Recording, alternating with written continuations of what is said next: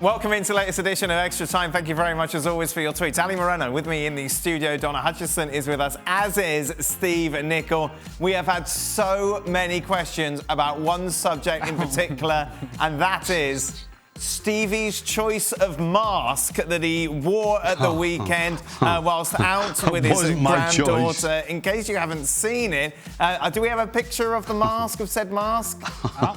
Ready? There it is. Hello. Oh. Hey. Hey. So let's take this one, Stevie. Why was that the only mask you had? Well, I've no idea, because I got in the car with Nora, right, and I'm driving along, and I'm 2 minutes away from the place called Playtime we were going to, and I thought, oh, masks. Now, there was a Moana one hanging on the mirror, and I thought, oh, no. So when I got there, I looked everywhere in the car, couldn't find anything. And then I went in and I thought, you know what, maybe the girl will have an extra one in the place. So I walk in, and as I'm walking in, I put my hand in my jacket pocket, and of course I pull out a mask. So I looked at it and I thought, there's no way I can walk about with that. So I put it back in my pocket because I thought, the girl will give me one. So I got in and she went, no, we don't have another one. I was like, oh, here we go. So looks like the picture behind you. Oh, seriously. After that, I spent all day with people looking at me. Well, yes. People are walking past like that.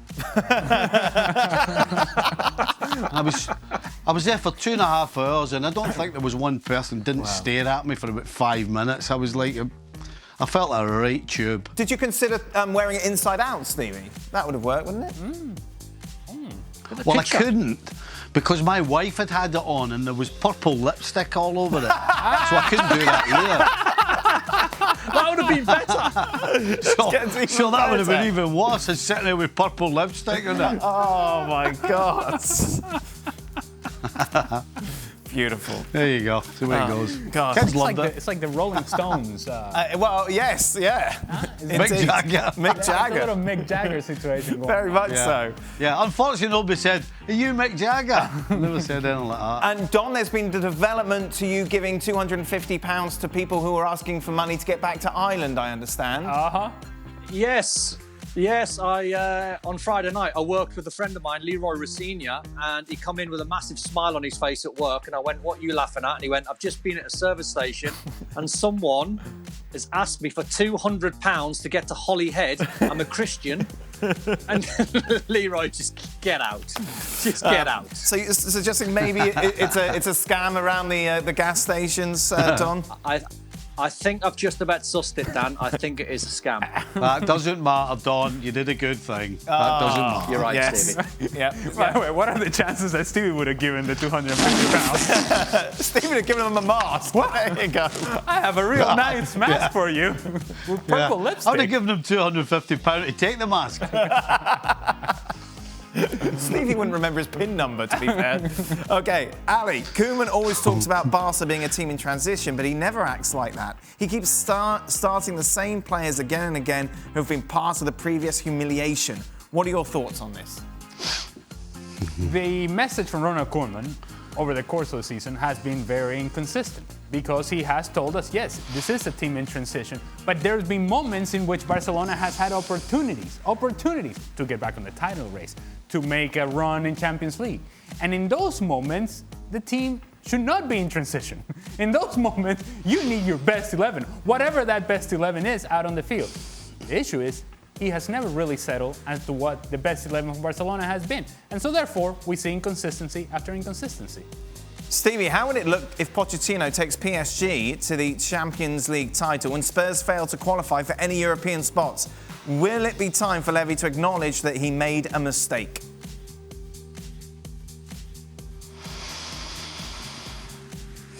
Ooh. Do you know what? I think probably people at PSG would think, why didn't we get rid of Tommy Tuchel earlier? As opposed to Levy thinking about getting rid of Pochettino. I mean, the truth is, Tottenham were pretty woeful when Pochettino left, so I think Levy had every right. I wouldn't have done it, but it's hard to argue when, at the end of the day, it's all about results. And certainly they weren't getting results, and they weren't playing well either. PSG struggling at the moment, of course, lost against Monaco at the weekend. Does Arsenal feel their 1-0 loss at Manchester City is a victory, Don? Seems like Arsenal are just happy not to get destroyed. I know, it felt like that, Dan. It felt like once City took the lead, you think this could be 5 or 6. And then Arsenal, I think Arsenal fans are thinking they got back in the game and done quite well, but that wasn't the game I watched. I thought City were toying with Arsenal. I thought they could have scored at any time, and then they just thought, well, do you know what? You're not going to score.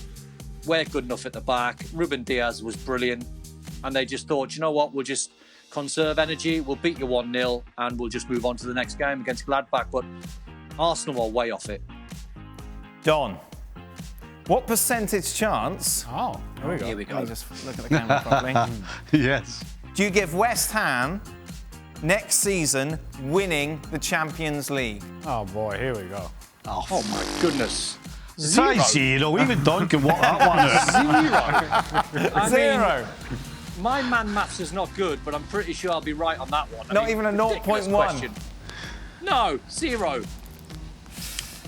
After Salah was compared to Messi in training, Stevie, who was the best ever player in training that you played with, and were they able to replicate it in matches?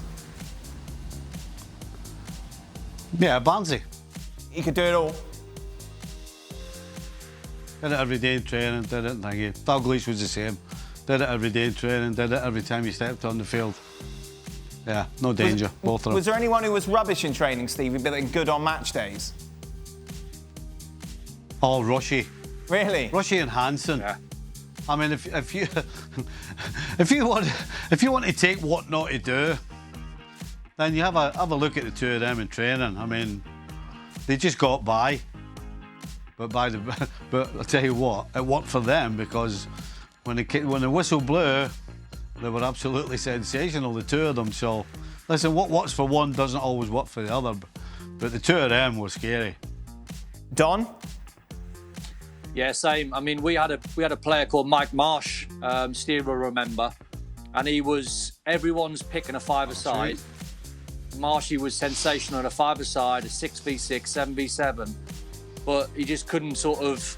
I wouldn't say he couldn't do it on 11v11, but it just wasn't his forte. It wasn't his skill. Once the pitch went really big, you couldn't get around the pitch. But as technique goes, and someone you'd have a first pick playing a 5-6-a-side, Marshy was incredible.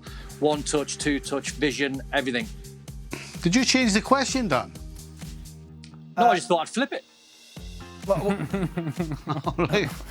I just thought I'd flip it. That's all right, you can flip it, Don, that's all right. Yeah, That's exactly. okay. This, of course, was Felipe Luis's interview with Sid, talking about that Salah in training was just exceptional.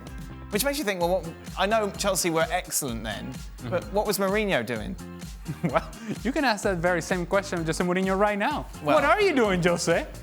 Because whatever you're doing is not working. And it's not only Salah. Kevin De Bruyne was there. Yeah. And it's like, not quite. And now he's become the player he's become. Now, obviously, maybe at that point they weren't ready to take the step that they've taken now in their careers. But as a manager, part of your job is to be able to figure out, you know what, there is something here. There is something here that I can exploit, something here that I can use, something here that we can nurture, and we can make it grow, and he can be useful to us. Right. That's part of the job description. Yeah.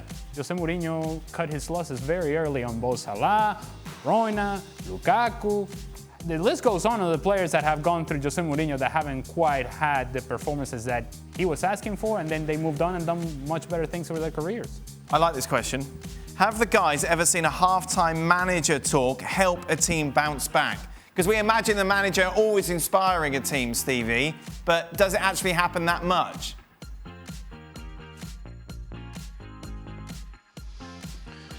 Well, I think it depends how often the manager has to actually talk to you for that particular reason. You know, if generally with a good side, there might be 2 or 3 games, maximum of 3, probably a couple where you're just not quite at it, and then you come in at half-time and you get it, and it doesn't half make a difference. But I would suggest that the more often the manager has to do it, the less impact it has, because it's one of them, well, I've heard it all before. Right. As opposed to couple of times a year when you get a roast and you're like, oh, hold on a second, I don't want this again. Don, was there a team talk that sticks out in your mind? Yeah, best one I've ever had, and Stevie might have played in the game. Liverpool drew Bolton in the FA Cup at Burnden Park, and the manager turned the undersoil heating off, so it was like a skating rink. It was live on TV, and it was so dangerous. It was incredible. We were 2-0 down. But the cops. We were 2-0 down. No, the cops coming. Yeah, the cops are coming. We were 2-0.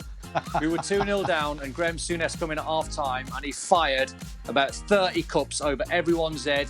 Teapots, coffee, boots, everything was gone up in the air, and every single one of us got absolutely hammered off Graham Souness.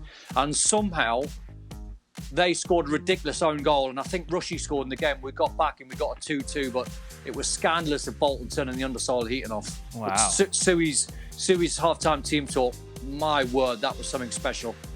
What springs to mind, Andy? Well, it also depends on what stage of your career you are, right? If you're a guy that's been around 10 years professional and you have heard all sorts of speeches, halftime, pregame, what have you, and some guy comes in and tries to give you something different or spin something that in a way in which it fuels the younger guys, but the veteran guy is sitting back and is like, you know what?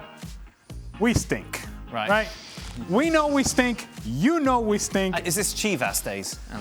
I think at that point, that's where I reached that level of just, you know what, it's just not going to work out. We're just not good enough, right? And whatever you say is going to, fine. We're going to be fired up and we're going to get out there. But the truth of the matter is that we don't have the players here. We cannot compete with that team. And I think as a younger guy, you believe in let's go. It's us, guys. We can do this. As an older guy, you become a little jaded and you just kind of go, this is not going to work out.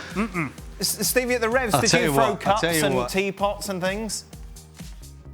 No, I'll tell you what I was going to say. You know, Ali said that, and I get that. But I'll tell you what, Ali, you should try and be on the other end of that, actually knowing everything you've just said about your team. You're actually standing there and you're doing everything you can to cheer them up, to help them out. And in the back of your brain, you're thinking to yourself, I'm absolutely wasting my breath here because these numpties have got no idea what I'm talking about. Must be the same as Don's maths teacher at school. It's a complete waste of my time. I may have told this story before, but that song by the Black Eyed Peas is like tonight. Yeah, tonight's going to be a good night. Right. Yeah. And they would play that song in the locker room at Chivas USA. They would play this song, and it was loud, and tonight's going to be a good night. And I'm sitting in my locker, and I remember thinking this distinctly. I said to myself, I think it's going to be an okay night, but I don't know that it's going to be a good night. Best we can hope for is an okay night. Oh, man. Stevie, I brought this up, I think even maybe just last week, your halftime team talk where you said there's 3 things you need to focus on and you forgot the 3rd. That was before. That was actually before the game. I got the first 2 out, then I went, and I turned to Mara and I went, what was the 3rd one? And everybody just started laughing. I went, right, on you go. Couldn't remember the 3rd one. Oh, dear. Don, I like the thought of you sitting in a locker room and a manager kind of losing it or trying to inspire, and you just sat there going, shut up. No, I've never said that. That was Stevie, and that was Ali that said that. I remember being at Old Trafford, 6 down in a cup game, and I was on the bench, and Glenn Roeder said to me, get warmed up, you're going on. 6-0 down. I thought, there's no chance that's happening. So I got up, went to warm up down at the sort of Stretford end, and I seen a seat in the main stand, and I just thought, I'm just going to sit in there for the next 20 minutes. I'm not going on. Oh, God. Oh, no. Wow. That's disappointing. That was inspirational. That's not enough to be half time. Well, what am I going to do? 6-0 down. Wow. Well, be part of a team. Who was the worst diver the guys played against in their career? Stevie. Moreno. Hey! No. See, that's wrong. Because I was not the worst. I was the best at doing it. Not the worst, the best. Oh, my God. No. Only because the numpties in the middle that had the whistle in the hand wouldn't know the difference between a dive and a challenge or a push. So that's how you got away with it most of the time. These idiots in the middle, honest to goodness. Not a clue. Don, worst diver? I'm trying to think. There was a player who was at Crystal Palace. I think his name was Andy Johnson. Small centre forward. Yeah, bald head. Yeah. Yeah, and he used to go down for fun. That kind of He used to sounded drive like me. mental. Hey, Don, where does Rocket Ronnie Rosenthal come in and that? Yeah, but he wasn't smart enough to go down. He tried and stay on his feet. Rocket Ronnie. Stevie, do you prefer playing a back three, a back four, or a back five? It depends on the makeup of your team. Listen, if you've got a guy with a real brain that can just stand in the middle, and you get a couple other, I'm trying to think of a nice way to put it. A couple of meatheads either side of them that can direct them around. Then it's dynamite. Dynamite. You just got one guy just organising everything. So if you've got that guy, then you can play three, which means you can get. I always thought playing three meant I could get an extra guy forward. Which is why I did it. But I only did it when I had a guy in the middle, like Parky, that had a brain and could organise people around him. I would love someone now to just appear out of nowhere and set you up with a lie detector, Stevie, because the final question is, what did you think of the teenager Don Hutchison as a player? Did you think that this guy could cut it in the league? Ooh. He's thinking of that being nice. No, Don was a wee bit cocky early doors, to be honest, but there's no question he had ability. Listen, you don't have the career in the Premier League that Don had unless you've got ability. Such a politician. Yeah. In what way was he cocky, Stephen?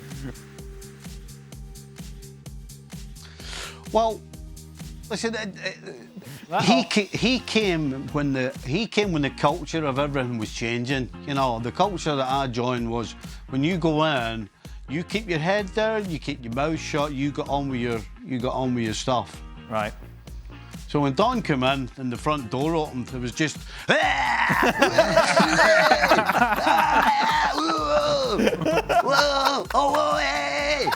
we're like, who's this guy?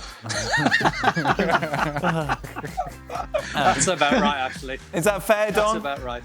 It is absolutely fair. I was just Probably a loving little life. exaggeration, but you know what I mean. Yeah, you're not far up, mate. I was loving life. I came from Hartlepool, who were like bottom of the second division.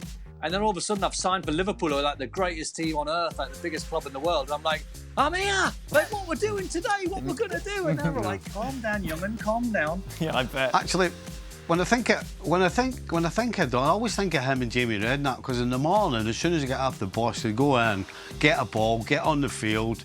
Because we used to hang about for about half an hour before we started training. The two of them used to get balls, and the two of them could ping it. And they just used to stand and ping it back and forward for half an hour. That's what I always remember at him. What do you remember about Stevie, Don? Oh, here we go. Oh, Good memory question. Good question. Stevie was as funny as most in the dressing room. He was, as you know, he's a larger-than-life character. Well, yes. Oh, no. Yes. No one wants to be described as that. That's what a No, character. That's what a large, by the way. No, you know what I mean. The life and soul. The life and soul. I And know. if any jokes are happening, because there used to be a culture at Liverpool, and Stevie will remember that we used to have a Christmas party, and the skipper, whoever it was at the time. Yeah. No, I know. Just leave and it, the skipper leave at the time, used to remember everyone's mistakes, as in like what they've said and the mistakes that they've made, and then they'd get the young boys at the end of the Christmas party to try and tell a few sort of mistakes that they've made over the years, and it was just comical. But Stevie buzzed off it. He buzzed off the young lads. He was an experienced pro, and he had all these, the Barnesies and the Rushies and all the lads that he'd hung around with for like a decade. But when the young lads come in, we took to him like very easy. Stevie, you said you didn't have Christmas parties at Liverpool. I don't think we did. No, I don't think we did. That's it. Hold on. Yeah, the door's I can canny remember here. Dan, I can remember being on an aeroplane. I can remember being on an aeroplane with Liverpool, and we played Genoa in the Cup Winners' Cup, and we sort of got the tickets. And I've got on the plane, and there was this woman sitting on the plane, and she was absolutely 10 out of 10. Uh-oh. And I was like 18, 19. I'm thinking, please don't let me sit next to her. Please don't let me sit next to her. So anyway, I've got my ticket, and I'm sat right next to her. John Barnes is in front of me. Stevie's to my sort of right-hand side, and Ian Rush, all the big hitters are like right next to me, and this girl sitting in the middle. She was gorgeous. And they're going, you've got to say something, you've got to say something. And I was so nervous. Like, I was petrified. And I sort of leant across and give her a little nudge. And I've gone, you okay? And she's gone, yeah. And I went, where you going? And she went, same place as you, Genoa. And then the boys were just, I was like, oh, Lord. Oh, brilliant. Good stuff. Excellent. Where are you going? More of Don's top 10 pickup lines coming up for extra time throughout the week. Thanks, boys. ESPN FC back on your screens tomorrow. Champions League, of course, very much the priority. Where are you going? Ah, dear me. Well, thank you very much for watching ESPN on YouTube. For more sports highlights and analysis, be sure to download the ESPN app. And for live streaming, premium content, and let's not forget as well, ESPN FC 7 days a week, subscribe to ESPN Plus.